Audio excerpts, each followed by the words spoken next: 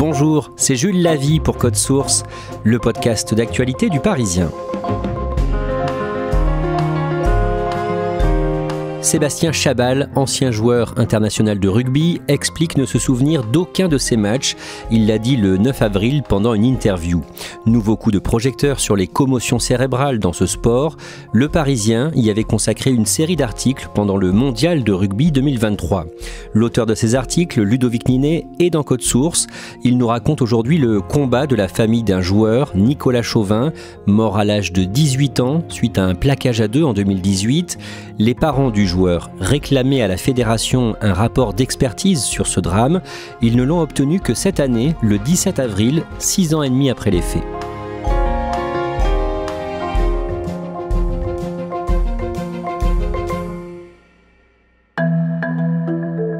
C'est un visage du rugby français. Le mercredi 9 avril, l'ancien international Sébastien Chabal explique dans le podcast vidéo Legend qu'il n'a aucun souvenir de ces matchs. Ludovic Ninet, que dit-il en résumé et pourquoi ça fait autant parler ? La prise de parole de Sébastien Chabal fait beaucoup de bruit parce que pour la première fois en France, un joueur de cette renommée, de cette importance, ose évoquer ce problème qui est évoqué la plupart du temps seulement en coulisses ou à mots couverts, qui est lié bien sûr à toute la problématique des commotions, dont on entend quand même souvent parler, mais qui est souvent minimisée.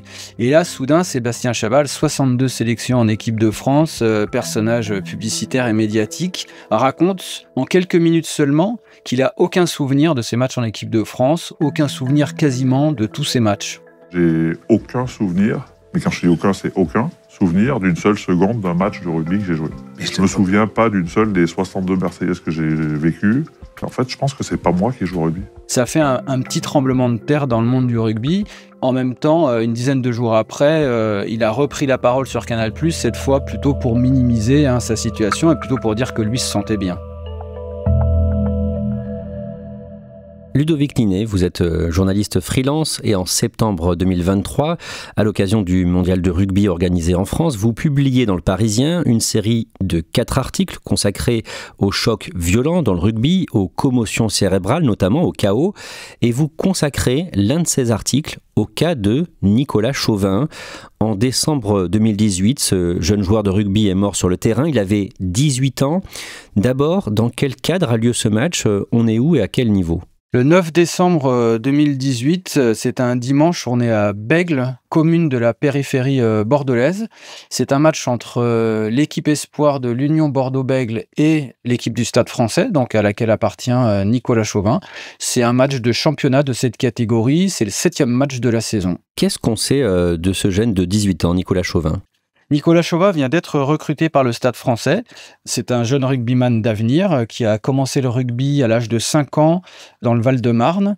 Il est le deuxième garçon d'une fratrie de 3 garçons qui jouent tous au rugby à ce moment-là, fils d'un père qui lui-même a joué très longtemps au rugby.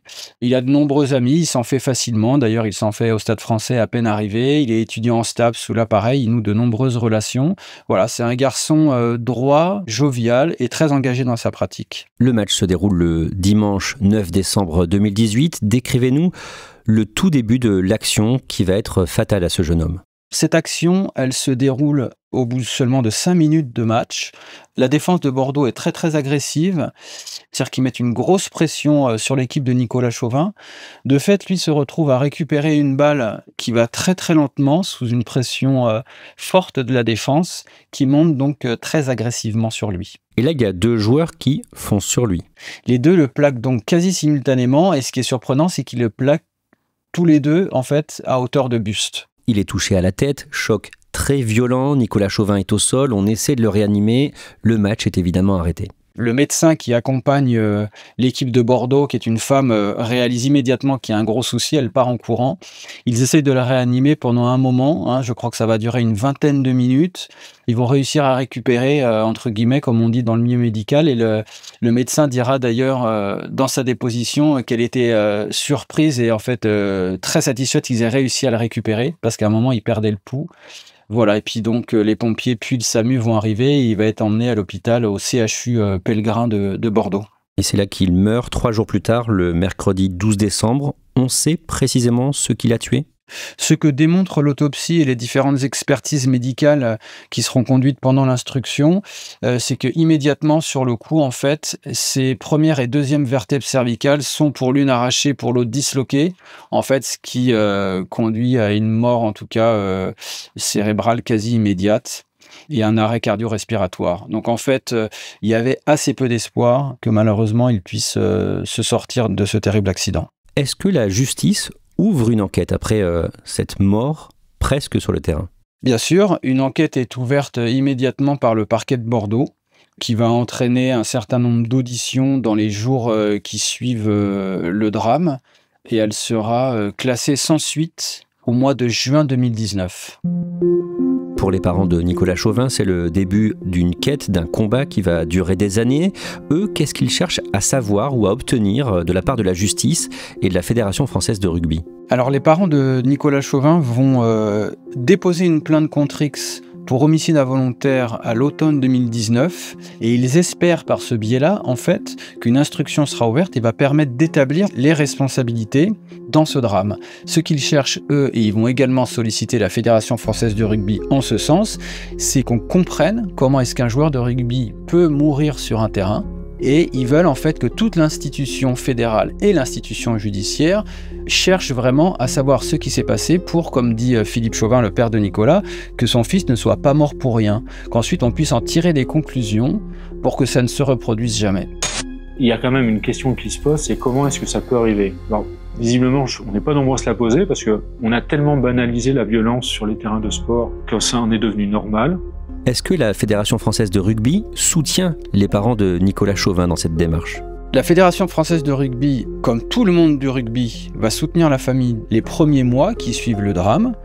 Et à partir de l'automne 2019, elle va complètement changer d'attitude. Philippe Chauvin relie ça au classement sans suite de la première enquête. Et en fait, dans ces premiers 6 mois qui suivent le drame, il est le seul, lui, Philippe Chauvin, à produire une analyse de ce qui s'est passé. Il va récupérer la vidéo de ce match. Il va, dans les 15 jours, 3 semaines qui suivent le drame, réétudier l'action de la mort de son fils qui vient de survenir, image par image, pour comprendre vraiment ce qui s'est passé. Il va en produire un rapport dans lequel il va citer toutes les règles du rugby, et tout ça, il va le présenter à la Fédération française de rugby en s'imaginant, on peut dire aujourd'hui naïvement, que la Fédération française de rugby en a fait de même. Il se rend compte qu'il est le seul à l'avoir produit. Oui, c'est-à-dire que la Fédération française de rugby n'enquête pas sur ce qui s'est passé. En tout cas, elle ne produit rien d'écrit. On comprendra plus tard que peut-être qu'une réunion a eu lieu entre des experts, mais dont on ne saura jamais exactement qui ils sont. Et à la faveur de cette réunion, il aurait été conclu que cette action n'avait pas été illicite, qu'il n'y avait aucune faute sur cette action. Est-ce qu'on sait si le club de Nicolas Chauvin, le Stade français, soutient le père du joueur? Exactement de la même manière que la Fédération française de rugby, le club, le Stade français, va être au soutien de la famille dans les semaines qui suivent. Ils vont notamment organiser un hommage très rapidement après, avant un match de Coupe d'Europe, avec des t-shirts à l'effigie de Nicolas, 1 minute d'applaudissements en sa mémoire. Mais les mois passant, le soutien va s'amenuiser et le club ne soutiendra même pas la famille dans sa démarche judiciaire. Au contraire même, ils vont plutôt mettre la pression sur différents administrateurs du club pour surtout que personne ne parle de cette histoire et que tout retombe. Ludovic Ninet, vous travaillez sur le cas de Nicolas Chauvin depuis 2 ans. Vous avez réussi à parler avec l'arbitre de ce match. Il a vu quoi au moment de l'action ? L'arbitre du match, Adrien Marbeau, qui est aujourd'hui arbitre de top 14, donc la première division du rugby professionnel, ne voit pas exactement ce qui se passe parce qu'il est masqué par 1 ou 2 joueurs. Bon, il arrive très vite, il constate tout de suite les dégâts, il fait arrêter le match. Il dit qu'ensuite, avec ses assesseurs, donc les 2 juges de touche, il considère qu'il n'y avait aucune faute sur l'action. Et c'est une position qu'il va tenir, lui, y compris lors de l'instruction, quand la vidéo lui sera à nouveau montrée, et qu'il tiendra à nouveau quand je vais l'interroger dernièrement. Il est le seul de tous les arbitres qui ont été interrogés tout de suite après le match, puis plus tard dans l'instruction devant la vidéo, à maintenir qu'il n'a vu aucun geste illicite sur cette action. Les cadres de la Fédération française de rugby, est-ce qu'ils ont accepté de vous parler ? Il y a deux types d'attitudes en fait quand je sollicite les gens du monde du rugby et les cadres notamment. C'est soit ils préfèrent ne pas parler, certains qui ont été entendus dans la procédure se réfugient derrière le secret de l'instruction par exemple, ou s'ils me parlent, c'est souvent pour dire que c'est la fatalité, puisque c'est quand même le discours récurrent qui a été tenu sur cette histoire. C'est un accident horrible, il en arrive de temps en temps, malheureusement c'était là. Mais en fait, ils ne vont jamais entrer dans un processus d'autocritique très approfondi. Ludovic Ninet, en 2018, il y a eu 2 autres morts sur des terrains de rugby. Il y en a eu un autre en janvier 2019, suite à un choc dans un match de rugby universitaire. Est-ce que les règles ont changé après cette série de drames ? L'accumulation de ces catastrophes a effectivement entraîné une réaction qui s'est produite justement après l'accident ayant causé la mort de Nicolas Chauvin. La Fédération française de rugby organise un symposium à Marcoussis, donc au siège de la fédération, avec le ministère, avec World Rugby, la fédération internationale, pour discuter des questions de sécurité et vont en sortir un certain nombre de mesures qui seront appliquées dès la saison suivante dans un certain nombre de catégories amateurs, comme par exemple l'abaissement de la ligne de plaquage pour éviter ce qui s'est produit par exemple avec Nicolas Chauvin, c'est-à-dire des coups d'épaule à la tête, et pour interdire en fait les plaquages à 2. Voilà, ça c'est les 2 principales mesures qui ont été prises ensuite. On fait un saut dans le temps de quelques années, le 27 août 2023, quelques jours avant le début du mondial de rugby qui se déroule en France, la Fédération française organise une conférence de presse sur la prévention des commotions, des chocs violents dans ce sport, et le père de Nicolas Chauvin est présent.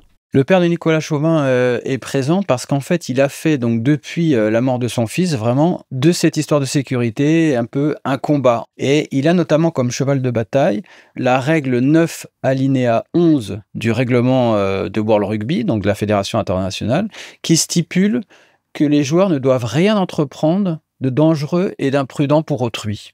Et pour lui, il considère que si les joueurs qui ont plaqué son fils avaient eu conscience vraiment de cette règle et de ce devoir, l'accident ne se serait certainement pas produit. Et donc, il pousse l'institution à communiquer sur cet aspect-là pour changer les comportements. Florian Grill, le président de la Fédération française, tout fraîchement élu, il utilise un peu cette énergie-là de Philippe Chauvin pour justement communiquer sur cet aspect-là. La Fédération française de rugby s'inquiète de vous, comprend vos combats et va travailler avec vous. Concernant le cas de Nicolas Chauvin, précisément, à ce moment-là, la Fédération française de rugby n'a toujours pas produit de rapport sur ce qu'il s'est passé. Une enquête avait été ouverte après la plainte contre X déposée par la famille de Nicolas Chauvin. En janvier 2025, le 16 janvier, le tribunal judiciaire de Bordeaux décide qu'il n'y a pas lieu de poursuivre les 2 joueurs qui ont plaqué Nicolas Chauvin. C'est donc un non-lieu. Est-ce que le juge motive cette décision ? Oui, bien sûr, il le motive dans une ordonnance de non-lieu qui est assez argumentée. Il s'agit de droit pénal, et dans le droit pénal, il faut que l'intention du geste soit matérialisée, et il faut également que la conscience du danger soit prouvée. En d'autres termes, dire que les joueurs savaient qu'ils faisaient courir à Nicolas Chauvin la blessure dont il est mort. Le juge d'instruction sait que c'est sa lecture subjective du dossier qui entraîne cette décision. Et donc lui, il considère que les joueurs n'avaient pas cette conscience-là et donc les dédouane pénalement. Comment est vécue cette décision par les parents de Nicolas Chauvin et ses frères ? Disons qu'ils s'y attendaient, ils avaient été en contact avec le juge d'instruction au cours de la procédure et ils connaissaient sa position. Néanmoins, il reste assez scandalisé et Philippe Chauvin s'exprime d'ailleurs dans Le Parisien en disant que cette décision de justice consacre une zone de non-droit dans le rugby. Et pour lui, ça équivaut à dire que la mort fait partie du jeu finalement ? C'était le titre assez prémonitoire, assez réaliste en même temps du livre qu'il a publié en 2023 sur toute cette histoire qui s'appelle « Mourir fait partie du jeu ». Et en fait, ce qu'il reproche dans ce cas-là au monde du rugby, à la fédération, aux instances, c'est de ne pas communiquer là-dessus. Si cette fatalité peut survenir, alors selon lui, il faudrait le dire et le dire à tout le monde, à tous les parents qui mettent leurs enfants au rugby. Ludovic Ninet, le 22 mars, vous publiez une longue enquête sur la mort de Nicolas Chauvin, victime donc d'un plaquage à deux. Enquête qui s'accompagne d'une vidéo de près de 30 minutes, réalisée par Paul-Antoine Leclerc du service vidéo du Parisien. La rédaction a fait le choix de diffuser les images du choc fatal en accord avec la famille, images que vous nous avez fournies, Ludovic. Qu'est-ce qu'on voit précisément de cette action ? On voit le début de la course des deux joueurs et on voit vraiment qu'ils s'élancent au sprint les deux, comme si vraiment ils s'étaient donné une cible, Nicolas Chauvin. Le premier plaqueur se baisse pour plaquer Nicolas Chauvin au niveau du buste, ne voit pas que Nicolas Chauvin se baisse. Or, normalement, un plaqueur est censé garder le regard sur le joueur qu'il va plaquer pour s'adapter.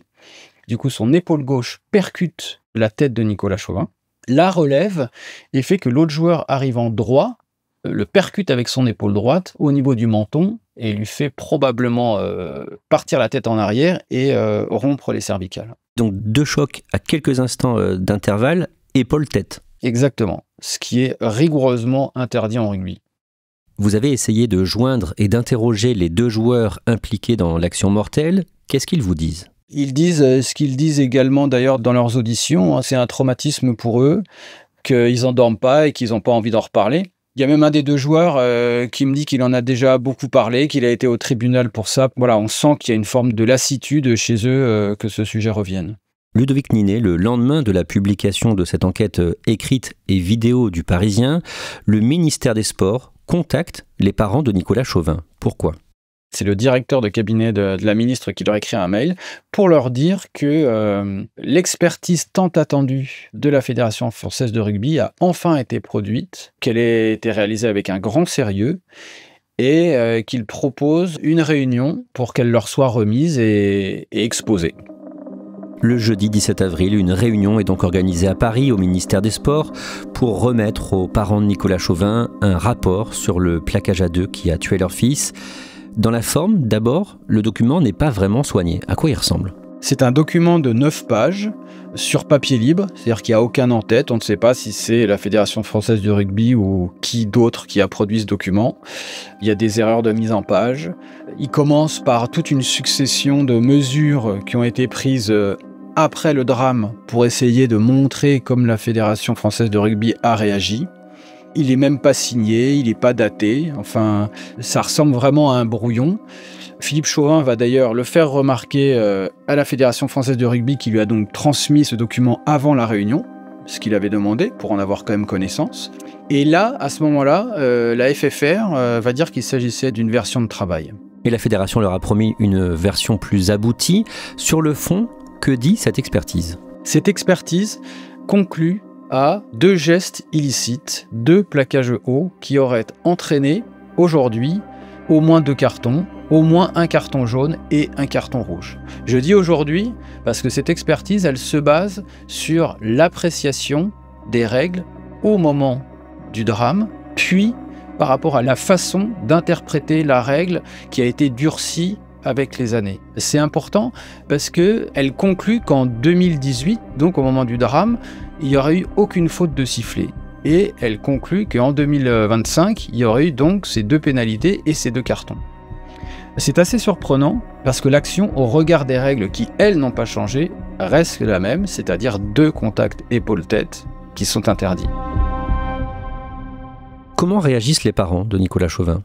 La première chose, c'est qu'ils sont quand même satisfaits d'avoir lutté et d'avoir enfin obtenu ce document. Il arrive tout de même un peu tard parce qu'il aurait été d'une grande utilité au cours de l'instruction judiciaire. Vous imaginez bien que si l'institution majeure qui gère le rugby en France considère qu'il y a faute sur cette action, en tant qu'expertise, on ne peut pas faire mieux et ça aurait probablement aidé le juge d'instruction qui, semble-t-il, aurait aimé avoir ce genre de document. Néanmoins, elle est enfin produite. Elle arrive à la même conclusion à laquelle Philippe Chauvin était lui aussi arrivé, c'est-à-dire qu'il y a faute et faute. Ils peuvent espérer peut-être que ça leur servira pour l'appel qu'ils ont formulé de la décision du juge d'instruction. Et peut-être cela relancera-t-il l'instruction judiciaire. Ludovic Ninet, on évoquait au début de cet épisode de Code Source le cas de Sébastien Chabal, une figure médiatique du rugby français. Pour vous, le rugby tarde à prendre conscience des risques ? Je pense qu'il y a une part d'inconscience dans le monde du rugby depuis très longtemps par rapport à la dangerosité de certains gestes et par rapport aux conséquences à long terme des chocs répétés, notamment à la tête, et de tout ce que ça peut entraîner comme survenance de maladies dégénératives.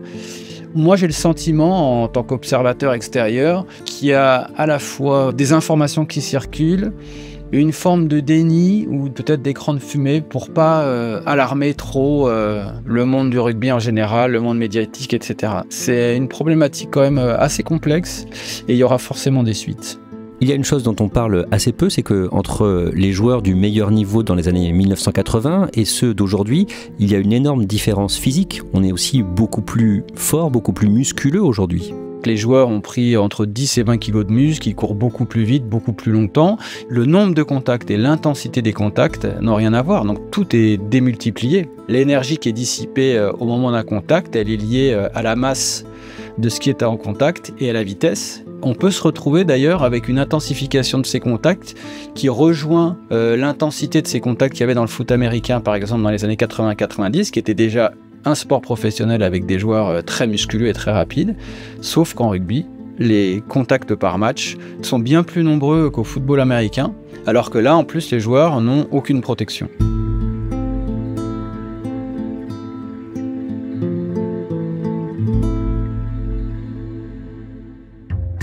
Merci Ludovic Ninet. Cet épisode de Code Source a été produit par Pénélope Gualquierotti, Raphaël Pueyo et Clara Grouzis. Réalisation Pierre Chaffanjon. Code Source est le podcast quotidien d'actualité du Parisien. N'oubliez pas Crime Story, notre podcast hebdomadaire consacré aux grandes affaires criminelles chaque samedi. Code Source et Crime Story, c'est plus de 3 millions d'écoutes mensuelles. Merci beaucoup de votre confiance.